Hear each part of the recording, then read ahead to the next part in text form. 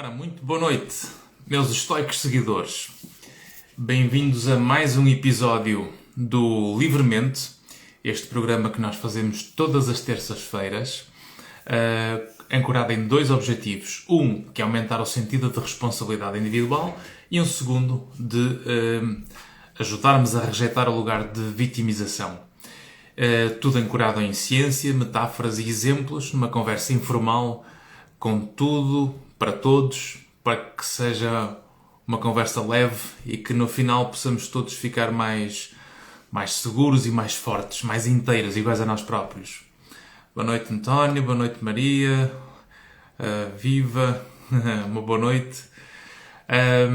Enquanto as pessoas vão sendo notificadas do nosso programa de hoje, deixem-me só abrir aqui o que nós temos para hoje, que acabei de jantar há pouco, porque isto vim da freguesia e, entretanto, acabei de jantar e agora temos que vir aqui falar um pouco sobre estes aspectos que espero que dê um contributo para percebermos a importância da falha, porque o nosso programa de hoje está focado no tema Porquê que nós falhamos. E, portanto, espero que este programa sirva para perceber algumas razões pelas quais nós falhamos e para que é que serve a falha. Ao longo da semana e nos últimos 2 dias coloquei uma caixinha de perguntas para que pudessem colocar algumas questões sobre as razões pelas quais nós falhamos e para que é que serve a falha. E o que é certo é que realmente houve alguns contributos interessantes de vários dos nossos estoicos seguidores e que é com gosto que hoje vamos falar sobre isso. Olá, Giana, olá, Casimiro, olá, Xana, olá, Liliana, Alberto, Márcia.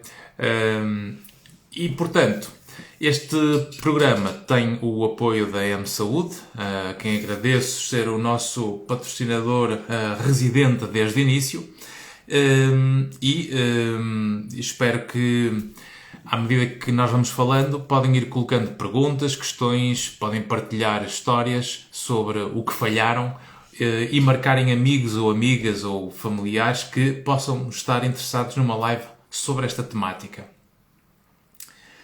Assim sendo, então, porque é que... Pois, diz aqui o António, o Instagram também falha muito. Sim, o Instagram desde há cerca de 15 dias, quando houve esse apagão de várias horas, então nós realmente percebemos o quão dependente nós estamos das tecnologias e por isso é bom existirmos offline para além do online. Uma das primeiras razões... Portanto, eu vou partilhar primeiro, talvez, algumas respostas que alguns de vós deram ao longo destas caixinhas de perguntas. E, portanto, então é porque falhamos. E a Ana, por exemplo, respondeu-nos que nós falhamos porque somos humanos. Esta acertou em cheio, não é? Porque, de facto, só falha quem tenta e o ser humano, por natureza, precisa falhar para descobrir o caminho. E, portanto, nós falhamos porque somos humanos. Ok, certíssimo. Outra justificação, outra explicação da Jenny, por exemplo, que nos diz por inexperiência. Inexperiência, se nós reparamos em termos de desenvolvimento, nós nascemos, basicamente, nós não sabemos fazer nada e, portanto, a única forma que nós temos de comunicar é com o choro. E, através do choro, nós vamos manifestando o que queremos e o que não queremos. E isso é um processo de adaptação. E as frustrações e a nossa incapacidade de comunicar é que vai facilitar a nossa própria evolução numa interação ou quase que numa dança entre as nossas características e as arenas onde nós estamos. Nós vivemos e somos expostos a várias arenas desde que nós nascemos e essas arenas vão moldando as nossas características e vão-nos influenciando. E quando eu combino o temperamento que vem com esta base da genética, da nossa evolução, que tem a ver com os aspectos filogenéticos, que é os que vêm de trás, com aquilo que vem com a experiência, que é a ontogenética, E quando nós combinamos então esta relação entre o temperamento e a experiência, nós começamos a moldar as nossas características da personalidade. E essas características da personalidade têm a ver com o significado que nós vamos dando às experiências. E, portanto, se as experiências que eu tenho me vão sendo... portanto, vão beneficiando o funcionamento ou prejudicando o nosso funcionamento, e isto tem a ver com o funcionamento biológico, psicológico, social, académico, mais tarde depois profissional ou espiritual. Todo este funcionamento global em termos biopsicossociais tem a ver com um conjunto de experiências que nós vamos acumulando ao longo da vida, que nos vai pondo mais funcionais ou menos funcionais. E nós ficamos tanto mais disfuncionais quanto menos sentido nós damos ao sofrimento. E, portanto, as experiências que nós não gostamos ou que não encaixam no que nós queremos vão sempre causar mal-estar e sofrimento. E o sentido que nós sabemos dar a esse sofrimento é que nos vai ajudar a adaptar ou a suportar o processo de nós chegarmos a um resultado. E, portanto, se nós estamos numa situação em que nos está a causar mal-estar, nos está a causar sofrimento ou dano, o nosso objetivo primário é sair, é fugir, é deixar esse ambiente, porque é o nosso instinto de sobrevivência.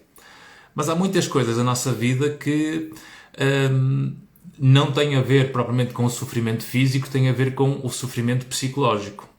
E o sofrimento psicológico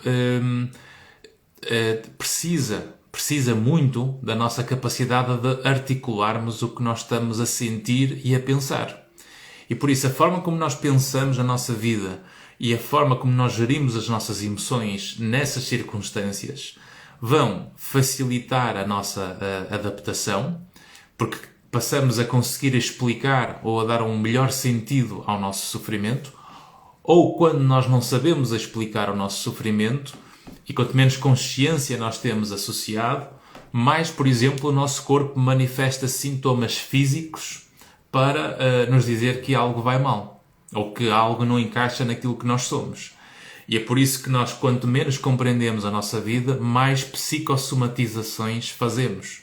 E, portanto, a psicossomatização é nós termos sintomas físicos com origem na nossa saúde mental, portanto, na parte psicológica. Ou seja, quando nós não conseguimos ter consciência do que se passa connosco em termos de problemas emocionais ou problemas de vida em que vamos quase que reagindo e passando ao ato sem pensar, isto vai levando a um conjunto de aumento de sintomas psicossomáticos. Por exemplo, muitos problemas que se vê em dermatologia, talvez o mais frequente, a caspa, muito do que é a caspa tem uma componente ansiogénica muito forte, ou uma componente psicossomática. Tal como, por exemplo, aqueles tiques que aparecem no sobre-olho do músculo, uma pálpebra de um olho a tremer, um músculo do corpo a tremer, um músculo de uma perna, as palpitações que nós sentimos como se fosse um problema de coração. Portanto, quando nós fazemos, felizmente, uma série de exames e se eventualmente os médicos, e felizmente a maior parte das situações nos dizem que não há causa orgânica, ou seja, não é um problema físico, isso é, por exemplo, da cabeça, que é o que infelizmente muitas vezes as pessoas ouvem apenas a noção de que não há causa orgânica e, portanto, isso é da cabeça. Mas quando dizem que é da cabeça, falta agora agir sobre isso. Porque a vida não é aquilo que nos acontece, a vida é aquilo que nós fazemos com aquilo que nos acontece. E por isso é que é muito importante nós conseguirmos aumentar a nossa capacidade de consciência sobre o que se passa na nossa vida, para que, ao ter mais consciência sobre aquilo que se passa, eu consigo perceber melhor as narrativas ou a maneira como nós pensamos e depois isso liga à parte emocional e ao comportamento. E diz aqui, e bem, Catarina, médica dermatologista, o prurido psicogénico. Ora, aí está algo que deve ser muito frequente encontrar na consulta de dermatologia, este prurido psicogénico. Diz aqui o António, uma questão, quistos na cabeça advém de problemas psicossomáticos? Pode aparecer eventualmente, não sei, aí eu sou mais leigo. O que eu faço é o que nós devíamos todos fazer, que é, se eu não sei, falo com quem, eu digo para falar com quem sabe e trabalhamos em equipas multidisciplinares ou num trabalho de uma visão multidisciplinar para que, com o contributo de cada um dos nossos capítulos do conhecimento científico, conseguimos dar uma solução mais inteira àquilo que é o problema que as pessoas nos trazem às consultas. E por isso é muito, muito importante. Tem isso, que é a caspa ou prurido, pronto, mas isso é tal coisa. É uma questão de ver com a médica dermatologista que acaba sempre por poder clarificar isso. Por isso, uma das razões, e estou ainda nestas questões das respostas que vocês, estoicos seguidores, me deram nas caixinhas das perguntas que eu fui colocando. Portanto, porque somos humanos, por falta de inexperiência, e aqui se calhar ainda não está tudo dito nesta parte da experiência. Reparem o que é que faz um bebê, e voltando nesta perspectiva do desenvolvimento humano. Numa perspectiva do desenvolvimento, a criança não sabe andar quando nasce e, portanto, ela basicamente faz uma série de movimentos aleatórios e é com o tempo que vai aproveitando para explorar a relação com o mundo e a forma como consegue criar a sua própria autonomia. E depois vai se arrastando no chão, depois vai começando a gatinhar, apoiando-se nos suportes que estão disponíveis para tentar levantar-se. E reparem que aquilo que ela mais faz, e é o mundo, é a visão absoluta do mundo que ela tem nesse momento, é por tentativa e erro que vai tentando levantar-se e cai. Põe as mãos e segura mal as mãos e não consegue agarrar os objetos e cai. Tenta encaixar as peças para a coordenação, a psicomotricidade e também não consegue.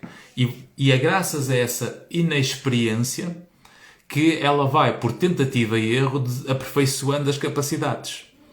De alguma forma, se nós percebermos, se nós virmos bem e tivermos esta capacidade de observação de filhos, de sobrinhos, de crianças no local de trabalho, se tiverem vizinhos, portanto, se nós conseguirmos de facto ver o que é a evolução e o desenvolvimento infantil, nós percebemos que a inexperiência é um fator que traz curiosidade e que traz desejo e vontade e que vai levando sempre a um esforço de tentativa e erro. A inexperiência, obviamente, vai implicar mais falha. Porquê? Porque eu só não vou falhar naquilo que eu já sei. Qualquer um de nós não falha naquilo que já sabe. E por isso, quanto mais eu tento algo que eu nunca tentei, maior vai ser a probabilidade de falhar. Principalmente se eu não estiver sensibilizado ou competente em determinada área de trabalho. E, portanto, a forma como nós vamos explorar aquilo que ainda nós não sabemos fazer vai precisar haver um conjunto de falhas até nós conseguirmos superar e conseguirmos atingir o objetivo. É por isso que a audiência conta nestas questões do desenvolvimento. É por isso que a audiência e a resposta que os adultos que estão à volta nestas arenas que nós crescemos conta para nós desenvolvermos com mais força ou maior capacidade de resistência e tolerância à frustração para conseguirmos o resultado. Porque se eu tento algo e estou a tentar neste momento uma fase temporária em que eu não estou a conseguir ser capaz de fazer as coisas e porque nunca antes consegui, e se naquele momento o que o mundo faz comigo é quase que definir o meu valor permanente por causa da minha falha temporária, então o mundo está a dizer, és sempre o mesmo, pá, não conseguiste outra vez. Como se o problema fosse eu por inteiro. E quando eu começo a olhar para o problema como eu por inteiro, eu estou a fazer com que uma circunstância temporária que tem a ver com a necessidade de tentativa e erro para adquirir uma competência, eu estou a olhar para essa necessidade por tentativa e erro, que é temporária, como um problema permanente. Então eu acabo, para não personalizar e para não achar que o problema sou eu, ou seja, eu não tenho o valor de lidar com o problema ou com a realidade, e eu, para não pôr em causa o meu valor, então eu abdico de tentar.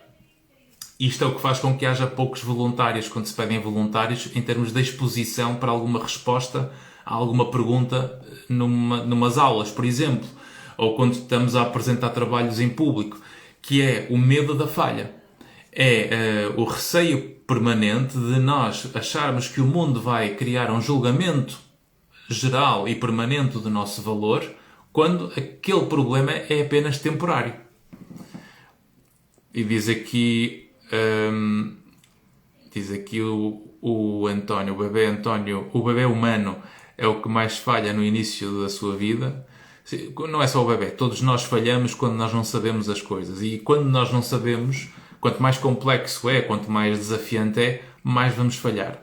Eu costumo dizer que eu adoro falhar, porque quanto mais eu falho, mais em território novo estou. E, portanto, a vida tem quase que um território que eu sei que nunca falho. Portanto, eu nunca falho, se calhar, no meu andar, porque já adquiri a capacidade e, portanto, caminhar, andar é um processo fácil. Eu não tenho que me lembrar de como é que se anda.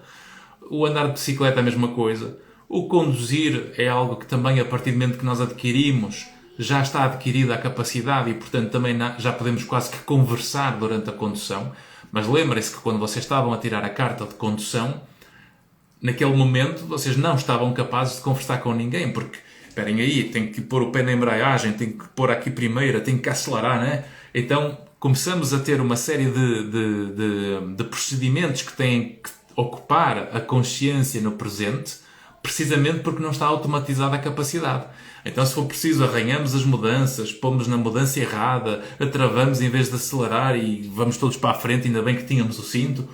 E é graças a esse processo de tentativa e erro que nós vamos conseguir, obviamente, aperfeiçoar para deixarmos de ser aprendizes, passarmos depois a mestres ou a mentores. E este processo é um processo longo, porque tudo que vale a pena para chegar a algum sítio que é mais diferenciado, se há algo que dá para perceber ao longo da minha carreira de 20 anos, mais de 20 anos de trabalho, com mais de 23 mil consultas realizadas com a minha prática clínica, é que a maior parte das pessoas que mais longe chegaram são provavelmente as pessoas que mais falharam. E reparem que este aspecto é mesmo importante. Quem mais tentou, ou quem mais longe chega, geralmente são aqueles que mais falharam. Só mais falharam porque acabaram por não desistir perante os falhanços recorrentes que muitas vezes é preciso passar para chegar onde se quer. E quando nós temos um alvo bem definido e percebemos que para chegar a esse alvo eu preciso, se calhar, em 100 tentativas, que eu preciso para ficar bom numa coisa, se nessas 100 tentativas, as primeiras 25 eu tenho que fazer figuras tristes e tenho que ser capaz de falhar recorrentemente e acertar completamente ao lado daquilo que eu preciso, mas eu sei que é importante passar por aquele processo para chegar àquele alvo, então eu, como estou a dar um sentido ao processo, ou seja, estou a dar um sentido ao sofrimento para lá chegar, eu consigo suportar o caminho porque eu estou a desenvolver a minha tolerância à frustração para desenvolver a capacidade. E isso é um processo fundamental para nós construirmos valor e nos diferenciarmos naquilo que tem a ver com os nossos sonhos, os nossos objetivos, as nossas características, independentemente de qualquer que seja o campeonato que estamos a tentar. Seja um campeonato local, regional, nacional ou internacional. É o que vocês quiserem. Qualquer que seja o campeonato, nós temos que encontrar a nossa praia. E para encontrar a nossa praia e a nossa turma, nós vamos ter que desenvolver um determinado conjunto de experiências e de tolerarmos as frustrações necessárias para chegarmos ao resultado que nós queremos. Diz aqui o Fábio Artifarial. E quando as pessoas não se apercebem do erro só depois de já ter cometido? Não faz mal, Fábio. Quantas vezes o erro só é percebido depois? E quase sempre, se calhar é depois do erro que nós conseguimos corrigir o erro. Ou seja, nós tentamos fazer, o erro acontece, depois apercebemos. Isto faz com que a nossa consciência, para tentar evitar o erro, vai se aperfeiçoando e nós vamos começando a articular melhor o processo para chegar ao mesmo resultado ou um resultado melhor. e começamos a apanhar em flagrante o comportamento e, portanto, já quase que apanhamos o erro no momento em que ele próprio está a acontecer, e depois eu começo a antecipar o erro quando já começo a perceber a autoestrada que me leva a esse erro. E quando eu consigo entrar na autoestrada em que já sei que vai haver um problema, se calhar quanto mais nós desenvolvemos essa capacidade, mais sabemos sair no apiadeiro para conseguir desviar do obstáculo que provavelmente nos levaria a errar novamente. Para além disso, há aqui outro fator, que é se eu deixo, se eu porque errei antes, se eu abdico de tentar mais e melhor aquilo que eu errei antes, eu estou a dizer que o meu valor bloqueou ali. Ou seja, por causa das minhas falhas do passado e das minhas incapacidades do passado, eu então não posso, estou-me a bloquear de tentar novas experiências e novas tentativas, precisamente pelo peso desse passado, que me impede de acrescentar vida à minha vida. E se eu não dou novas experiências à minha vida, eu vou ter as mesmas memórias de sempre. E se eu não acrescento nova vida, eu não vou ter melhores memórias, eu vou ter as mesmas memórias. O que depois eu vou entrar num loop repetitivo de validar as conclusões que eu tenho do meu passado. E como não acrescento novo presente, eu vou continuar a manter a minha própria fragilidade e a não desenvolver a segurança necessária pelo processo. Se eu, por exemplo, tenho uma relação afetiva, uma relação amorosa que correu mal, e se a relação amorosa que correu mal me diz eu não quero amar mais ninguém porque eu não quero sofrer mais, reparem que o que estamos a fazer aqui é dizer que nós não merecemos novas e melhores relações do que aquela que nós tivemos, ou aquelas que nós tivemos. Então eu acabo por, ao estar a tentar me defender para não sofrer, eu acabo por limitar a evolução do meu processo de encontrar alguém que possa ser ainda melhor do que aquilo que eu já tive. Então eu acabo por impedir viver, precisamente pelo medo de viver. E isto é uma falha em termos da nossa capacidade de valorização pessoal. Diz aqui a Gabriela, só falha quem tenta, quem artista, quem tem, só falha quem tenta, quem quer, tem... Aqui não percebi bem o que é que a Gabriela quer dizer, não é? Só falha quem tenta, exatamente, isso é verdade, não é? Num caso específico, uma pessoa que está com depressão e não está pronta para o que fazer ou dar rumo à sua vida, que melhor podemos fazer que estamos a ver essa queda? A primeira coisa que podemos fazer é perceber que depressão não é tristeza. Depressão é uma doença que precisa primeiro ser tratada para a pessoa depois pensar nas decisões para a sua vida. Porque se eu tomo decisões definitivas em fases temporárias quando estou num quadro clínico, por regra, isto vai aumentar o risco de não correr bem. Ou seja, isto é quase que eu tomar decisões definitivas quando estou numa fase de desespero, em que geralmente nós queremos é desistir de tudo, mas também se pensarmos no lado oposto, que é quando a vida corre muito bem e estamos num momento eufórico, nós também prometemos tudo. Se nós vamos a uma festa de anos com amigos e o momento está ótimo, e meu Deus, e a música, e eufóricos, e está tudo muito feliz, está tudo muito contente. Meu amigo, que coisa extraordinária, vamos fazer uma festa, vamos aí, está todo mundo aí, vamos lá, não, então temos que combinar, temos que fazer uma festa, vamos combinar, pá, vamos marcar e tal e coisa. Então olha, está combinado, vamos marcar um grande encontro para a semana e tal e coisa. E se nós, naquele momento de euforia, queremos combinar tudo e mais alguma coisa, nós vamos perceber que esse momento é um momento de bolha emocional que rebenta e depois perde-se. A mesma coisa quando nós vamos para o lado do desespero, ou ao lado da emoção descontrolada. Quando as coisas estão demasiado pesadas emocionalmente, eu não quero tomar decisões definitivas na minha vida. Portanto, se eu sinto que hoje, e tenho consciência que hoje é um mau dia, se hoje é um mau dia e eu sinto que estou cansado, não estou capaz de pensar, acho que quero ir para a China ou mudar para Marte porque estou cansado de tudo e de todos, nesse momento não é o momento de eu tomar decisões definitivas do que quer que seja na vida. Então nós temos que pensar que não, amanhã eu penso nisto, hoje eu vou pensar mais no aqui e no agora e conseguir desviar ou adiar aquela decisão para depois. Porque não se promete nada em momentos de euforia, nem se desiste de nada em momentos de desespero. Ok, Fábio? Portanto, tomar decisões em quadros de depressão não é o caminho. Portanto, primeiro há que recuperar do quadro da depressão e só depois, então, é que se consegue encaminhar a nossa vida. Diz aqui o António, depressão é uma espécie de cancro destrutivo da autoestima. Sim, mas não é... Temos que pensar que são coisas bem diferentes e depressão é doença, é tratável, é recuperável e tem uma função evolutiva se nós pensarmos que, já que sou obrigado a enfrentar uma depressão, e a depressão é a minha área de excelência, eu trabalho na depressão desde sempre, desde 1999, quando comecei a estagiar, e depois, desde que o início do trabalho, sempre fiz toda a minha investigação e todo o trabalho de artigos, de investigação científica, de mestrado, doutoramento, tudo foi sempre ligado à depressão. E se há algo que a depressão faz é, de facto, afundar e causa dano à pessoa.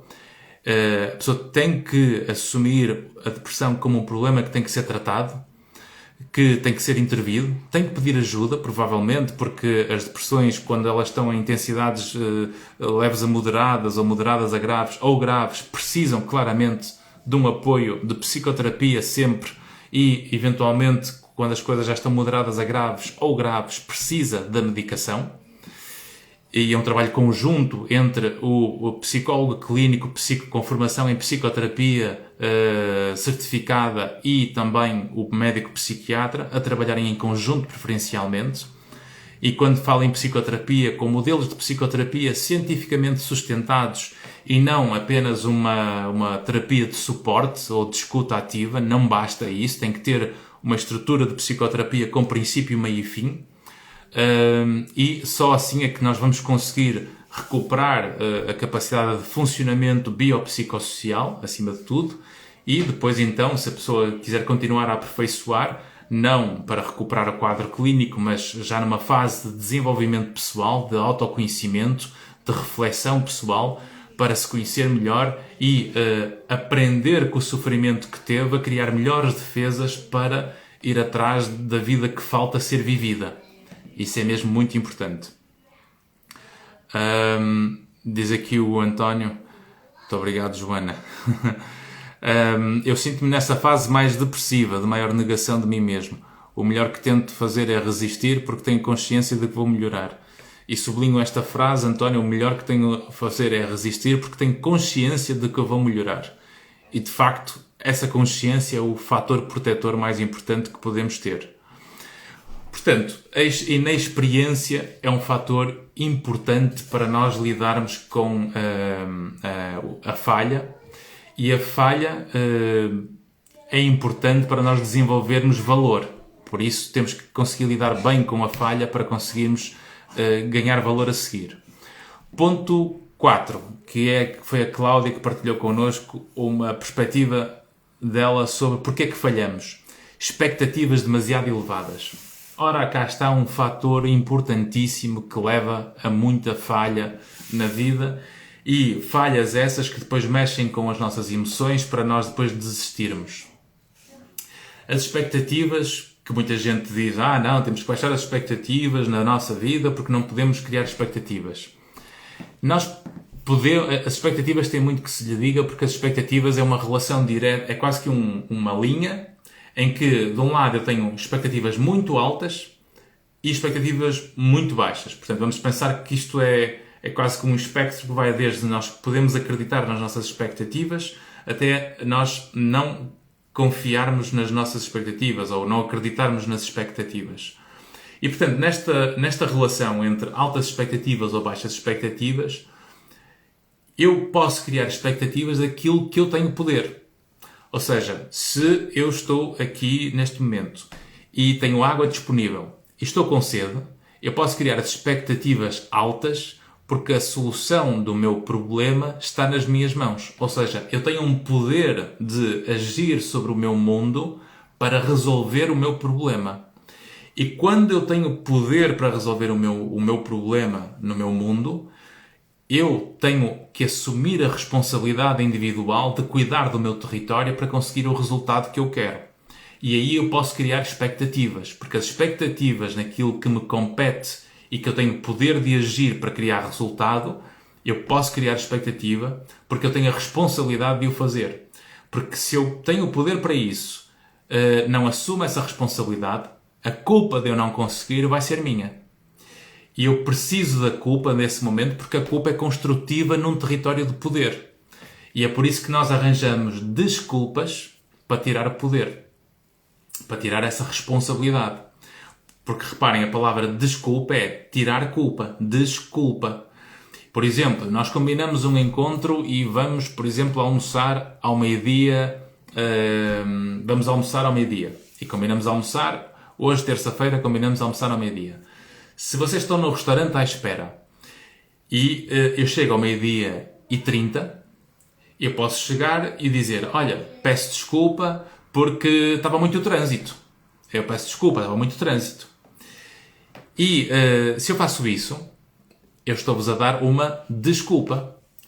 Mas, a partir do momento que eu tenho amanhã e o meu tempo disponível sob o meu controle, eu podia gerir a agenda a partir do momento que eu tenho uma hora combinada convosco.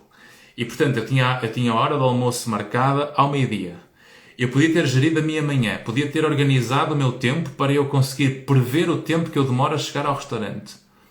E eu não fiz isso. E eu, em vez de chegar e assumir a responsabilidade da minha falha, em que eu dizia, olha, agradeço ter esperado, porque eu atrasei-me, fiz mais coisas do que aquilo que eu pensava. Portanto, eu perdi-me um pouco nas coisas que eu tinha a fazer porque adormeci, porque pus mais objetivos durante a manhã do que eu queria. Ou seja, isso tem a ver com o comportamento que eu planeei que não foi bem planeado. E quando eu vos agradeço, que é diferente de dizer desculpa, não é? Porque eu não tenho que vos pedir desculpa, vocês é que me fizeram o favor de esperar por mim. E se eu combino algo convosco e vocês fizeram o favor de esperar por mim, eu não tenho que pedir desculpa, eu tenho que agradecer a vossa espera, porque vocês é que esperaram. Eu é que cheguei atrasado. E, portanto, eu agradeço a vossa espera e dou a explicação, porque eu hoje de manhã, infelizmente, coloquei objetivos a mais para aquilo que eu tinha disponível para gerir. E, portanto, foi minha falha. Portanto, agradeço a espera. Reparem que este é o território de poder, porque eu assumo a responsabilidade, assumo a falha, porque é a culpa, e isso põe-me sempre mais competente, porque eu não quero voltar a passar pela experiência. E é isso que nós precisamos saber gerir. É que as minhas expectativas na zona de poder têm que ser altas, porque elas dependem de mim. Então isto faz com que eu tenha que estar muito mais atento e seja muito mais rigoroso àquilo que me compete para eu me conhecer, para eu perceber o que é que funciona melhor para mim, que contextos é que encaixam melhor, que pessoas, que comportamentos, que objetivos, que metas, que processos. Ou seja, eu tenho que ser capaz de conseguir organizar a minha vida na zona de poder e, nesse território, eu posso criar expectativas. Quanto nós vamos... Portanto, isto é para o lado que eu controlo, é o lado da vida que nós controlamos. Depois há um lado da vida que nós não controlamos. E o lado da vida que nós não controlamos é o território que é o que é. E se eu crio expectativas de um território que eu não consigo controlar, portanto, se eu crio uma esperança, uma expectativa de um território que eu não consigo controlar, o que vai acontecer é o quê? Eu vou ficar frustrado. Porquê? Porque eu criei expectativas acima daquilo que eu criei expectativas acima daquilo que o mundo me dá. E se eu crio expectativas acima daquilo que o mundo me dá, eu vou desenvolver frustração, raiva, ódio, ressentimento, achar que o mundo é injusto permanentemente comigo, que eu sou uma vítima das circunstâncias, que está tudo contra mim, que ninguém me entende. E eu começo a perceber que os fatores comuns às 20 ou 30 ou 40 coisas que estão mal à minha volta sou eu. E quando eu tenho este privilégio, e reparem bem nas palavras, quando eu tenho o privilégio e a capacidade de entender que a crítica que eu faço às 15 coisas erradas à minha volta, o fator comum a essa crítica sou eu, então é a minha interpretação da forma que eu me vejo o mundo que me está a causar esse dano. Então eu vou ter que aprender a manter a expectativa no lado que eu tenho poder e baixar as expectativas a zero daquilo que eu não controlo. Eu, se sou simpático e sou dado e sou disponível para o mundo, eu não tenho que assumir que o mundo vai fazer isso comigo. E, portanto, se eu vou assumir que o mundo tem que me dar o mesmo que eu dou, então nós vamos estar todos em conflito uns com os outros, vamos estar todos a não confiar uns nos outros, vamos estar todos a criticar e a julgar os outros, porque nós estamos sempre a fazer um grande erro, que é medir o outro pela minha forma de ser. E se eu vos meço pela minha maneira de ser, eu vou ficar frustrado, ressentido, magoado, desapontado, desesperado, com raiva, ódio, o que quisermos. E, portanto, eu não quero morar nesse território. E como não quero morar nesse território, eu não espero nada do mundo que eu não controlo. E quando eu não espero nada do mundo que eu controlo, e reparem neste pormenor, quando nós não esperamos nada do mundo que nós não controlamos, o mundo só nos pode dar coisas boas, porque tudo que for acima de nada, eu estou sempre a ganhar algo. Portanto, se eu faço um plano, bom, eu vou começar a ser simpático a partir da manhã com todos os desconhecidos que eu vejo na rua. E vou passar por 100 pessoas e há 10 que me cumprimentam e 90 que me ignoram. Eu posso chegar ao final do dia, ter algum jeito, eu que quis ser simpático com toda a gente, cumprimentei 100 pessoas na rua, eu não entendo, só foram 10 que me cumprimentaram, as outras 90 ignoraram, fizeram de conta que eu não existo, eu passei completamente despercebido, eu fui esquecido, eu fui ignorado, E reparem que isto faz-me mal, isto intoxica-me o equilíbrio, o que me faz, por exemplo, falhar na minha tentativa de evoluir emocionalmente e de conseguir conquistar mais mundo para além daquele que eu tenho. Então eu vou para o outro lado. Ora bem, eu fiz 100 tentativas. Eu não esperava ninguém a cumprimentar-me. Não é que hoje eu consegui 10 pessoas que me cumprimentaram? Ontem eu só tive 3. Hoje tive 10. Foi o melhor dia de sempre que alguma vez eu tive de pessoas a cumprimentar-me. E portanto, se eu consigo ter 10 quando eu não tinha nada, eu estou a ter lucro, estou a ter um ganho absoluto. E portanto, tudo o que é acima de nada, eu estou sempre a ganhar. Aliás, a melhor forma de nós sermos otimistas na relação com o mundo é precisamente essa. Se eu não esperar nada do mundo que eu não controlo, o mundo vai-me trazer sempre algo acima de nada. E por isso é que é bom. É como, por exemplo, eu podia ter esta nossa live e entrava e tinha uma pessoa, duas, uma, ninguém, depois eu ficava uma, e eu podia ficar nesse momento completamente desanimado, ou ignorava completamente o número de pessoas na audiência, que é o ideal para nós não ficarmos atrapalhados com o que estamos a fazer, com o que nós queremos fazer, ao fim e ao cabo, porque eu estou a fazê-lo de mim para vocês, porque eu quero, e não estar a medir o meu comportamento em função do que vai estando disponível ou o que é que vai estando no ecrã a ser pedido ou não ser pedido. Porque se eu medo sempre as coisas em função daquilo que o mundo quer ou pede, nós vamos ficar quase sempre frustrados na relação uns com os outros. E, portanto, estas expectativas demasiado elevadas, de facto, e como dizia bem a Cláudia nesta partilha, as expectativas é uma causa de nós falharmos na vida, porque eu desisto e abandono os meus objetivos e as minhas metas, não por causa do que eu quero, mas porque eu, por exemplo, senti falta de audiência nas expectativas, senti falta de aplauso, senti falta de reconhecimento. E reparem que fama, aplauso, reconhecimento, audiência, tudo é efêmero. Se eu vou medir o meu bem-estar ou equilíbrio por essas variáveis que são externas, então é melhor comprar uns patins em linha, não é? Para ver se eu consigo manter-me equilibrado. E mesmo assim, mesmo que se chamem patins em linha, vamos dar uns bons malhos com frequência, não é? Diz aqui o António, pois a tendência é modularmos a nossa motivação pela audiência. De facto, e isso tem a ver com a nossa aprendizagem durante o desenvolvimento com a nossa família, com os nossos pais.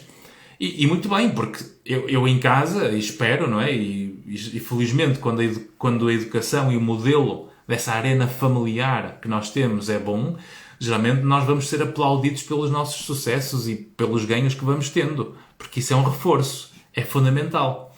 O problema não é esse. O problema é que nós temos que perceber que a vida e o mundo fora dessa arena não é bem assim. A única forma que o mundo nos vai ouvir ou vai estar interessado em estar connosco, de alguma forma, é quando nós conseguimos acrescentar valor uns aos outros. Se eu consigo acrescentar valor, quando eu consigo contribuir para resolver algum problema, quando aquilo que eu sei fazer consegue servir os interesses do outro, se calhar vocês ouvem. Agora, se eu estiver a fazer, por exemplo, vamos imaginar que estou a fazer esta live, não é? E estou a esta live só quero vos mostrar o quanto eu sei sobre a história da psicologia ou sobre neurociências. E se eu me puser para aqui a falar de coisas quase que de uma forma inútil para vocês, isto faz com que a utilidade daquilo que eu possa saber não acrescente valor. E tudo que não acrescenta valor é ignorado e é dispensado. E isto é o que faz a diferença entre começarmos a ser mais bem-sucedidos e menos bem-sucedidos. E, portanto, se eu ponho o foco naquilo que eu quero receber, naquilo que o mundo não me dá, naquilo que eu devia ter, naquilo que é aquilo que me dizem a expressão americana, é me, myself and I. Não pode ser o me, myself and I. É o we, acima de tudo. É o quanto aquilo que eu sei vai adaptar-se às circunstâncias e às necessidades do outro e do meio. Isso é que é importante. Por isso, expectativas altas quando temos poder para assumir a responsabilidade. Por exemplo, eu posso assumir a responsabilidade de cuidar melhor das minhas horas de sono, a hora de deitar e a hora de acordar. Porque a maior parte das pessoas é desleixada nesta responsabilidade individual de cuidar dos seus ritmos de sono, precisamente porque se perde com a televisão, se perde com as redes sociais, se perde com o telemóvel, com a internet, e não põe, por exemplo, uma aplicação que chega a uma determinada hora e vos dá um aviso, um lembrete que aparece no ecrã, plim, para com isso, senão esse celular vai arrebentar na sua mão. Isso é que era, não é? E portanto, tipo missão secreta, missão impossível com o Tom Cruise. Só que não dá para fazer isso. Quer dizer, se calhar dá para bloquear e depois vocês arranjam uma maneira de pôr um código escondido debaixo de uma gaveta que é para desbloquear o ecrã quando quiserem ter acesso à informação depois daquela hora. Mas pronto, há aplicações para isso que dá, felizmente, hoje para nós utilizarmos. E por isso, se eu sei que, por exemplo, neste território que depois me leva para o cansaço no dia seguinte, porque durmo pouco, porque fiquei a ver séries ou filmes perdidas no computador ou na televisão. Se as questões alimentares, ok, eu tenho que começar a comer melhor, eu tenho que ir ao nutricionista a aprender a comer, eu tenho que melhorar a qualidade, tenho que beber mais água. Reparem que estes objetivos que muitos de nós colocam nas suas vidas são objetivos que dá nas nossas mãos. Não precisamos depender de terceiros para conseguir impor isso. Outro objetivo, caminhadas, exercício físico, é um pilar biológico fundamental. E porque é que é difícil a disciplina? Quando nós temos a possibilidade de criar essa disciplina e ela depende de nós, porque é a nossa zona de poder, se eu percebo que isso é importante para mim, eu vou ter que começar a fazer um plano que eu sinto que sou capaz de fazer para que o número de falhas seja menor que o número de superações. Ou seja, eu tenho que superar mais do que aquilo que falho. Se eu ponho 10 objetivos, eu digo, por exemplo, eu quero começar a treinar 4 vezes por semana. Mas se eu falho 3 e só consigo uma, é uma questão de tempo para a minha motivação ou para a minha disciplina se perder. Ou seja, eu vou perder consistência no meu comportamento por causa disso. Então eu tenho que conseguir criar mais superação do que frustração. Porque se eu falho mais do que aquilo que eu consigo, obviamente isso é como uma aplicação do telemóvel que vocês começam a perder o jogo. Quanto mais perdem o jogo, mais têm a vontade de desinstalar. Por isso é que é mesmo importante nós conseguirmos criar mais expectativas na zona de poder e expectativas nulas naquilo que temos que aceitar. Ou seja, eu não controlo os resultados, eu controlo o meu esforço. E se o meu esforço for disciplinado e consistente acima de tudo, a probabilidade de eu conseguir o resultado que eu quero vai ser muito forte. Portanto, era como dizia a metáfora do arqueiro nos estoicos, na filosofia do estoicismo. O arqueiro pode controlar a seta, pode controlar o tamanho do arco, a espessura, pode controlar a tensão da corda no arco, pode controlar a força quando põe a flecha presa no arco para depois lançar, e pode fazer a mira, e no momento em que larga, quando nós largamos o arco, a flecha, eu deixo de controlar as variáveis e, portanto, eu aí só espero pelo resultado. O pior que pode acontecer é não conseguir. Mas reparem que nenhum de nós perde algo que nunca teve. E por isso, aquilo que eu não consigo e que estou a tentar, quando eu não consigo, continuo sem ter. E por isso, se eu continuo sem ter algo que eu nunca tive, eu nunca perdi e por isso posso voltar a tentar. Estes mecanismos são difíceis de desenvolver em termos de pensamento, mas é esta capacidade de articulação da maneira como nós pensamos, articulando isso com o impacto que existe nas emoções para depois relacionar com o comportamento, é uma ferramenta fundamental para nós ficarmos mais capazes de gerir a nossa vida. Por isso é que o autoconhecimento é importante, por isso é que nós saber quem somos é fundamental, porque isso é um poço sem fundo, é um investimento permanente de autodescoberta. E quanto mais descobrimos episódios da nossa vida, experiências da nossa vida, contextos e relações que vai ajudando a entender porque é que somos assim hoje, mais fácil nós vamos conseguir viver no presente para construir o futuro. Por isso é que, e recomendo aquele curso Inside Out que eu vos tenho sempre colocado disponível às terças-feiras, com 50% de desconto nos stories com a minha equipa, que atravessa várias fases e vários processos, precisamente para que se possam conhecer de dentro para fora, suportado com várias ferramentas que nós usamos de um ponto de vista científico para esse desenvolvimento pessoal. Recordo que não é um curso para tratamento de doença mental, ok? Foi um gosto, Fábio, também. Diz aqui a Isabel, quando temos uma filha ainda adolescente que não quer tomar, não quer sair, tomar banho, socializar, comer em frente a pessoas, se fecha no escuro e não gosta de ninguém, nem dos pais, isso é o quê? Ok, desculpa, mas eu misturo duas línguas e escrevo às vezes. Ok, obrigado, Isabel.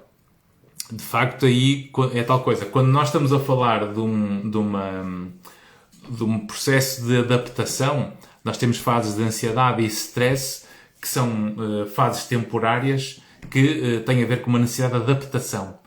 Quando entramos em quadros clínicos, aí já é preciso uma intervenção especializada, ou seja, já tem a ver com uma intervenção em termos de saúde mental, sendo adolescente com pedopsiquiatra ou com psicólogos infantis ou de desenvolvimento, precisamente para conseguirmos melhorar e potenciar a consciência e resolvermos estas questões de interação, cujo resultado é este. E nós temos que deixar de ter este resultado, que é este comportamento, e para isso temos que ir para trás para tentar perceber o que é que está na base da construção desses comportamentos. Outro ponto, que é o quinto ponto, que é a Daniela que transmite isto num dos stories da tal caixinha de perguntas que vocês colocaram, que é a falta de confiança que muitas vezes nos leva a falhar. Falta de confiança, a baixa autoestima, temos também as respostas aqui da Inês com inexperiência e má gestão do tempo. De facto, a inexperiência, má gestão do tempo, falta de confiança.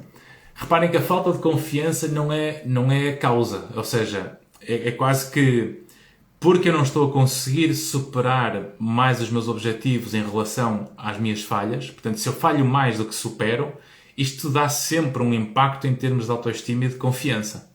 E por isso, quanto mais eu consigo superar os meus objetivos, mais eu vou conseguir ter um impacto ao nível da nossa autoestima e da nossa autoconfiança.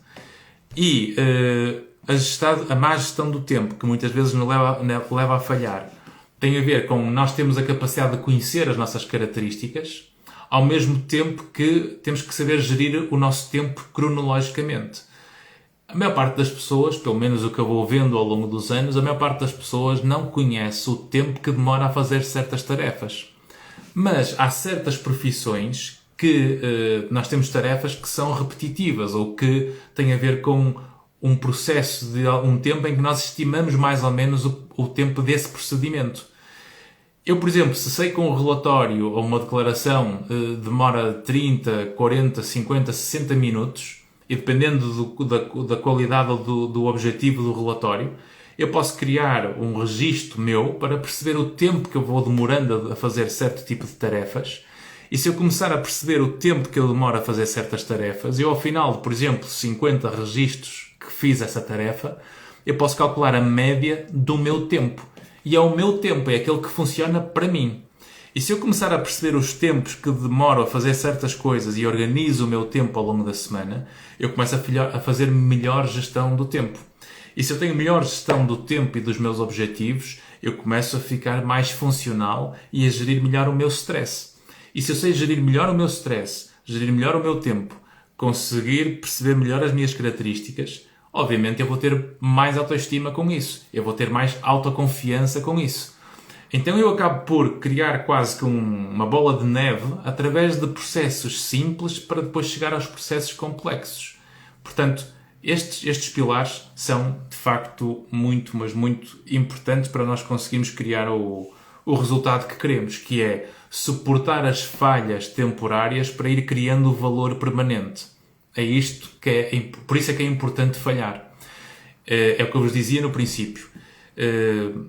A falha dói, a falha faz sofrer, a falha realmente leva-nos a frustrar, mas quando nós começamos a perceber que a tentativa e erro é fundamental para conseguirmos criar resultados, é o quanto eu consigo criar uma competição entre superação e frustração, em que eu consigo ter mais vezes a superação do que a frustração. E quanto mais eu supero, mais eu vou conseguir aprender a tolerar a frustração e as falhas. E chega uma altura, quando começamos a conviver com um terreno, um território, que já tem a ver com aquilo que nós queremos, com aquilo que encaixa connosco, com o nosso propósito, com o nosso objetivo, com os nossos sonhos, o que nós quisermos, nós aprendemos a olhar para a falha como algo inevitável e fundamental para o sucesso. Quanto mais eu falhei, mais sucesso tive. E, portanto, quanto mais eu falhei, mais aprendi com essa falha. Diz aqui a Daniela: como superar e controlar a impulsividade? Obrigado pela pergunta, Daniela. Superar e controlar a impulsividade. A impulsividade foi como o exemplo que nós falamos no início, também pelo exemplo do Fábio. Portanto, quando eu faço o comportamento e só depois é que me apercebo do comportamento que eu tive, isto só nos diz algo, que é: eu preciso entender melhor aquilo que sou, compreender melhor o meu comportamento e como é que as minhas emoções e aquilo que eu pensei criou ou levou àquele comportamento, e como é que a minha história e o meu desenvolvimento me ajuda a entender melhor o presente. Quanto mais eu consigo explicar aquilo que eu sou hoje pela experiência anterior vivida, ou seja, quanto mais o meu passado me ajuda a entender o presente, mais eu consigo viver melhor o presente, porque o passado faz menos sombra. Quanto mais eu entendo o meu passado e vivo melhor o presente, mais eu estou disposto e mais livre para me controlar no presente, ou melhor dizendo, para gerir as minhas emoções no presente. E se eu consigo gerir melhor as minhas emoções no presente e controlar o meu comportamento no presente, mais eu estou disposto e aberto a adquirir novas e melhores experiências para ter novas e melhores memórias. Porque se eu quero melhores memórias na minha vida em relação àquilo que eu vivi, eu vou ter que oferecer novas e melhores experiências na minha vida. Portanto, estes aspectos são fundamentais. Então, ainda mais aspectos agora que posso partilhar com algumas frases ou algumas notas que ao longo dos anos, pela literatura e por as experiências dos casos que fui vendo, vos posso partilhar para terminarmos, porque já está no final. Portanto, mais uma razão por que falhamos. Porque nós definimos metas sem inspiração. Ou seja, porque é que nós queremos definir metas se nós não sabemos se aquelas metas é o que nós queremos? É porque nos dizem que é assim? Olha, tens que ir para ali, é aquele objetivo, tens que atingir aquela meta. Eu tenho que perceber se aquilo que são os alvos que me dão à minha volta são os alvos que eu quero. Porque se calhar nós estamos desalinhados nesses alvos. E os alvos que são os melhores para nós, portanto, aquilo que nos inspira, tem a ver com aquilo que nós somos. E, portanto, quanto mais eu sei quem sou, mais eu consigo alinhar com um resultado que eu crio um propósito para lá chegar. Então eu vou criando aqui os processos que me levam àquele resultado. E como eu sei o porquê que tenho que aguentar esse processo, melhor dizendo, como eu sei onde eu quero chegar, eu aguento o processo para lá chegar. Isso é que é o importante.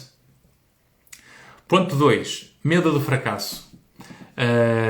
Ou outro ponto, não é? Que a propósito do que nós estamos a dizer. Portanto, este é o ponto 2, era o que eu tinha aqui para partilhar convosco também. O medo de fracasso. As pessoas transformam o valor permanente no fracasso. O nosso valor permanente não é o fracasso. Só perde, e como dizia o Arnold Schwarzenegger, e se vocês quiserem ver, vão ver no meu YouTube a live que eu tenho do jantar que eu estive com o Arnold Schwarzenegger, em que partilho muito dos ensinamentos de uma história de vida incrível. A mesma coisa com o Sylvester Stallone, também está disponível no YouTube, podem ir lá ver. São histórias ótimas que servem de exemplo para a ciência que está por detrás da importância das falhas, das barreiras, dos obstáculos, para nós construirmos o nosso valor. E é o quanto nós superamos essas falhas que nos leva geralmente ao caminho certo. Diz aqui o António, a falha é uma característica resultante dos processos erróneos dos circuitos neurológicos. Isso é uma consequência, portanto, a falha é sempre uma questão de interpretação. Não é preciso nós complicarmos, vamos simplificar ao máximo. Diz aqui a Isabel, problemas na internet. Sim, podem mandar as mensagens. Aliás, tem aí uma secção lateral que vocês podem mandar perguntas, salvo erro, não é? Exatamente, que foi onde a Daniela mandou a pergunta. Portanto, o medo de fracasso. O medo de fracasso é, eu vou abdicar de tentar o que eu quero fazer porque eu posso não conseguir. E se aquilo que eu quero eu posso não conseguir, eu vou de encontro àquilo que eu disse há pouco. Se o que eu quero não posso conseguir e nunca tive, eu nunca posso perder aquilo que eu nunca tive. E por isso, qual é o medo? Porque é que eu estou com medo de tentar algo que eu nunca tive? É como quererem falar com alguém que estão apaixonados ou que estão a ter uma química grande e não querem falar com essa pessoa. Porquê? Porque ela pode-vos rejeitar.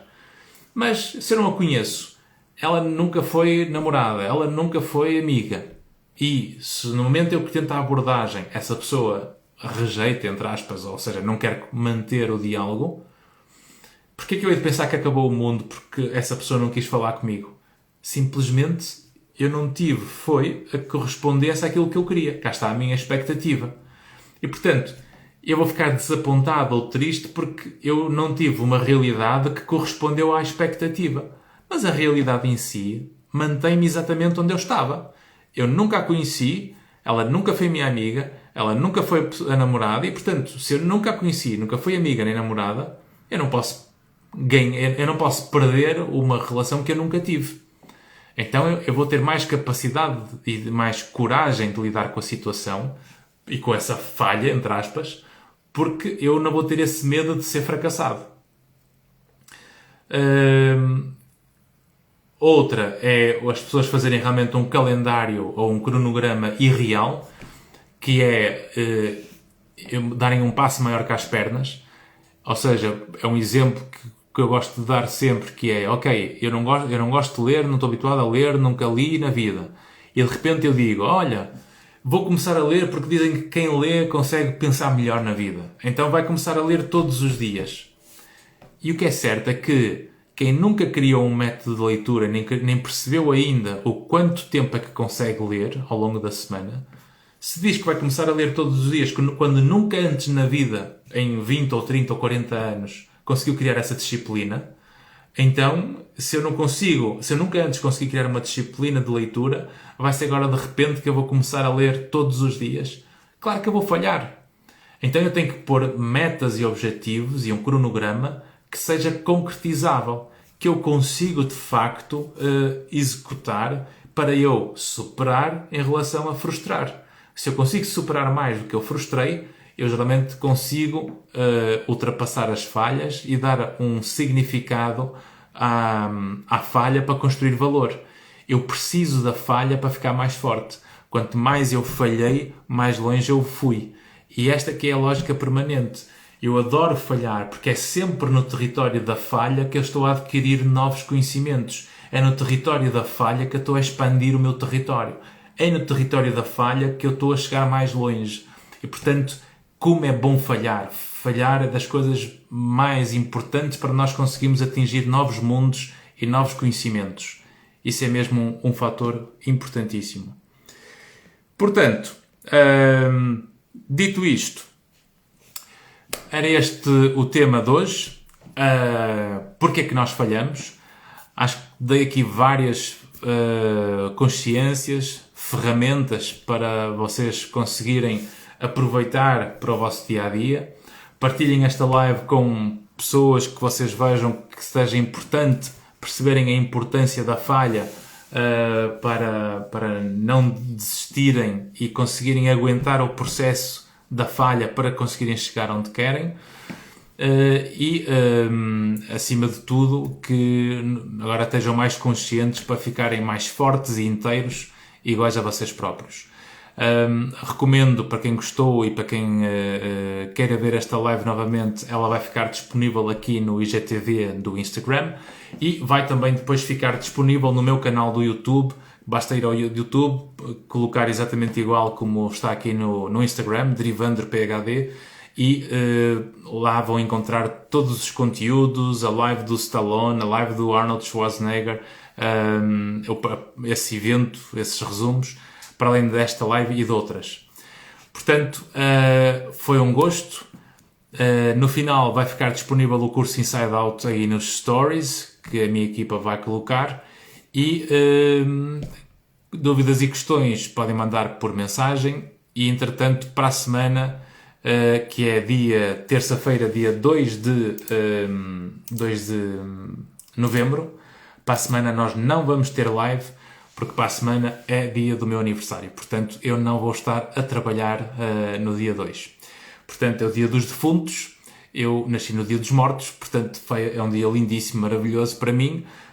E há que celebrar realmente a vida, porque é isso que importa. Porque o pior que pode acontecer, como dizia o Epícteto, e muito bem, esse estoico que eu gosto muito, ele dizia, o pior que realmente há na vida é a morte.